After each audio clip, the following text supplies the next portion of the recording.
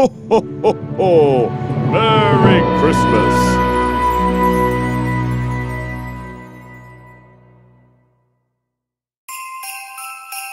It was early in the morning, just before Christmas. Later today, the Christmas tree lights in the main square will be turned on by the Earl of Sodor, Sir Robert Norrenby. Thomas and his friends had to make an early start to make sure everything was in place for the evening celebrations. The engines had to look their best. Thomas woke up first and looked at Percy. "Percy? I really don't think the Earl wants to see you with lipstick on." "You're a fine one to talk, Thomas," said Percy. "What's up with your face?" "I don't know what you mean, Percy." Gordon, Henry and James then woke up, and all had had their faces painted. The faint sound of laughter could be heard from the hills. "I might have known it was you, Tom Moss. You crept into the engine sheds last night, didn't you? You naughty engine. You knew they had to look their best today. You've done something else as well, haven't you? But you're not going to tell me what it is, are you?" The engines realised that they had had a prank played on them. They had a busy day ahead, so quickly rushed off to the engine wash to clean themselves up. Percy couldn't see where he was going and took the wrong track, but eventually got himself cleaned. It wasn't a good start to the day, and things were going from bad to very bad. So Topham Hatt wanted Thomas to get to the main square as quickly as he could. "Oh, what's happened now?" thought Thomas as he steamed away. He arrived in the town and met Sir Topham Hatt at the Christmas tree. The two of them looked up to the star at the top of the tree. Except the star wasn't there. What was there was a pair of old, smelly underpants. "Someone has stolen the star, Thomas. We can't let the Earl of Sodor see this." Some of the other engines arrived to have a look. Laughter could be heard coming from behind a nearby building. "I might have known it was you, Tom Moss." "I've got an idea," said Thomas. "I'm sure I delivered a large star to the Teddy's toy shop. I wonder if they'll let us borrow it." The toy shop agreed and Thomas set off to collect it. He just happened to use the same track that Tom Moss was on, and Tom thought Thomas was chasing him, but Thomas had to stop at the toy shop. "I'll deal with you another day," shouted Thomas, and Tom Moss steamed off back to his forest. The toy shop loaded their star into Thomas's car.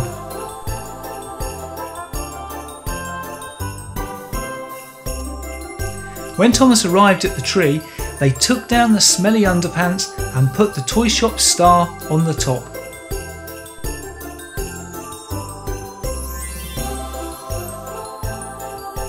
Darkness fell and the time had come for the Christmas tree lights to be turned on.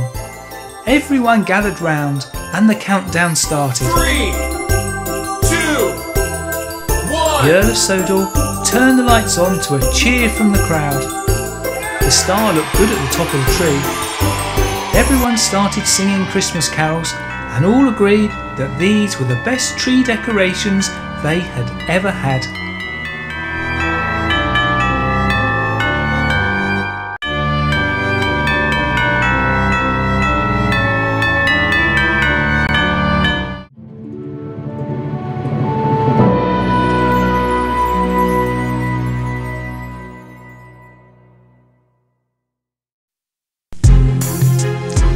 Gordon was on his way to an outlying village to deliver their Christmas plum puddings. It was snowing and the engines had all fitted their snowplows, all except Gordon. He decided that he was strong enough to push away any silly snow. The snow got heavier and started lying in drifts on the track in places. Gordon was doing well until he met a deeper drift and his wheels started spinning.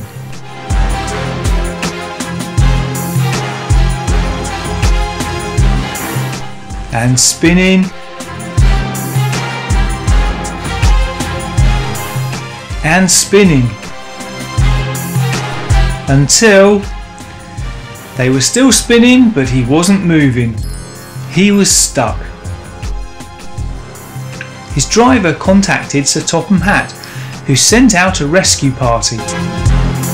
James, Henry, Thomas, Emily and Haro all had their ploughs fitted and made light work of the snowdrifts.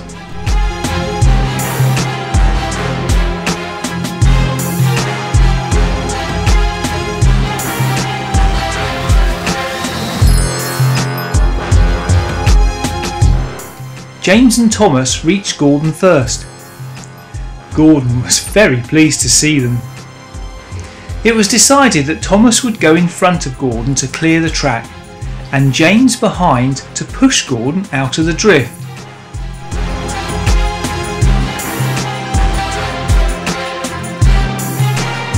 Gordon puffed his hardest, and with James pushing, he slowly moved forwards and out of the drift.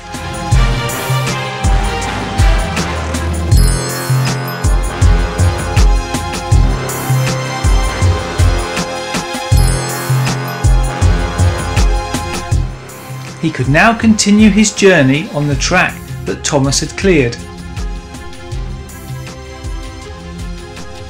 James stayed very close behind, and as soon as Gordon's wheels started to slip on the snow, James was there to push him forwards.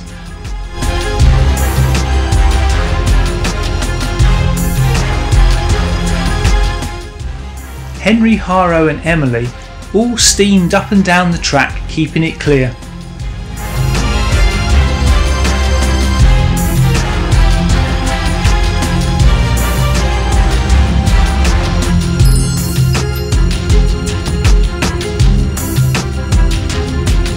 Eventually, Thomas, Gordon and James reached the village to deliver their Christmas plum puddings. The villagers were really grateful and gave them all a big cheer.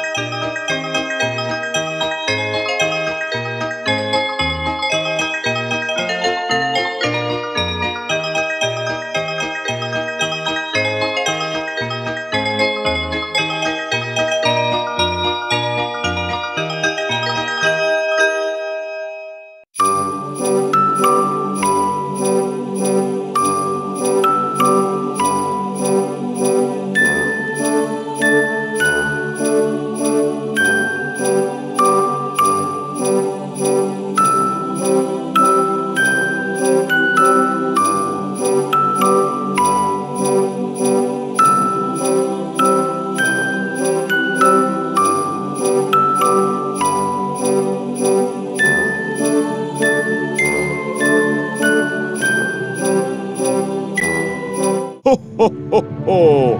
Merry Christmas!